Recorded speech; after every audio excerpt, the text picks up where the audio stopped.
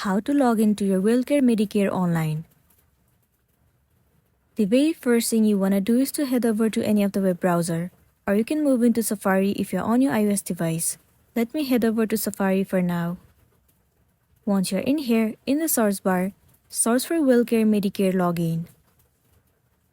Tons of different sites will be visible to you, but head over to the very first site, Welcome Medicare Members. It will land you on this official page. Now over here it says, make sure to sign up for your Wellcare member account. Simply click on it. Now wait for a while for it to load. It will land you on this page where you will be able to log into your account. Firstly, enter the email address associated with your account, and then click on Continue. After that, you have to enter the password that you have created before. Once you have entered the password, you have to tap on Login, and then you'll be successfully logged in to your Wellcare Medicare account, and then you'll be good to go. So that's all for today, and this is simply how you can log in into your Wellcare Medicare.